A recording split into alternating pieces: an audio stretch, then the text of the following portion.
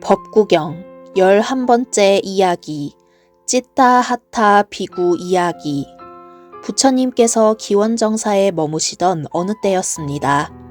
사와티 성에 살던 한 사람이 잃어버린 물건을 찾다가 숲속을 헤매던 중 기원정사에 들러 비구 스님들이 탁발해온 음식을 얻게 되었습니다.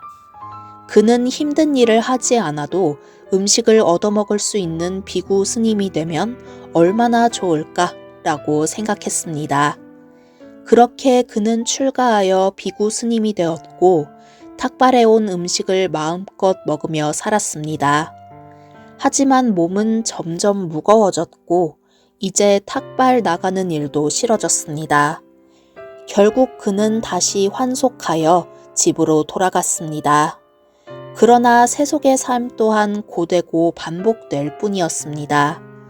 그는 다시 출가했습니다. 하지만 또다시 집으로 돌아갔고 이렇게 출가와 환속을 무려 6번이나 반복했습니다. 그는 방향이 없었고 마음의 중심이 없었기 때문에 어디에서도 머물지 못했습니다. 사람들은 이런 그를 보고 자기를 이기지 못하는 사람이라는 뜻의 찌따하타라 불렀습니다. 그러던 어느 날 찌따하타는 잠든 아내의 모습을 보게 되었습니다. 헝클어진 모습, 흐르는 침, 거칠게 울리는 코골이. 그 모습은 그가 아름답다고 여겼던 아내의 모습과는 전혀 달랐습니다. 그 순간 그는 깨달았습니다. 몸은 무상하고 깨끗하지 않은 것인데 사람들은 이것을 아름답다 착각하며 집착하고 있었구나. 그는 중얼거렸습니다. 내가 출가하여 수도에 실패한 이유는 바로 이 애착 때문이었구나. 그는 곧 가사를 움켜쥐고 7번째 출가를 결심했습니다. 그는 달리며 외쳤습니다. 무상이다. 고통이다. 그 순간 그는 진리의 흐름에 들어섰습니다.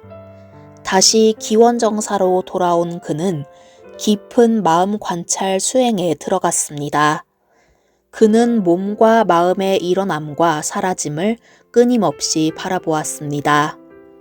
그리고 며칠 후 그는 완전한 깨달음, 아라한의 경지에 이르게 되었습니다. 다른 비구들이 그에게 물었습니다. 왜 당신은 이제는 다시 돌아가지 않는가요? 그는 말했습니다. 이제는 세속에 대한 애착이 끊어졌기 때문입니다. 부처님께서는 그 모습을 보고 말씀하셨습니다. 그는 진실을 말하고 있다. 이전에는 마음이 흔들려 집에서는 절이 좋고 절에서는 집이 좋아 보였던 것이다. 그러나 이제 그는 좋고 싫음을 초월하였기에 흔들림이 없다. 그리고 부처님께서는 개송을 설하셨습니다. 마음이 안정되지 않고 바른 이해가 없으며 신심이 확고하지 않다면 그 지혜는 완전할 수 없다. 그러나 탐욕과 성냄을 벗어나고 선과 악마저 초월하여 깨어있는 사람에게는 어떠한 위험도 없다. 이 이야기는 마음의 중심에 대한 이야기입니다.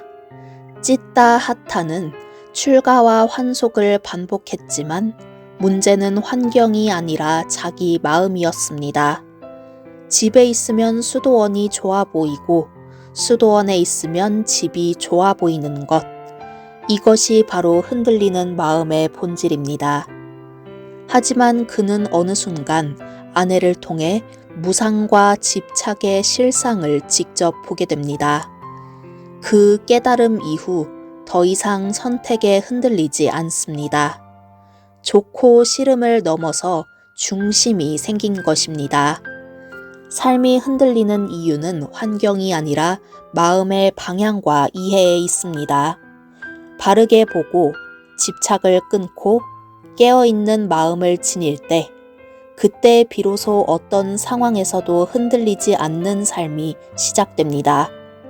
진리에 대한 바른 견해로 마음의 중심을 단단히 잡고 흔들림 없이 살아가야 하겠습니다.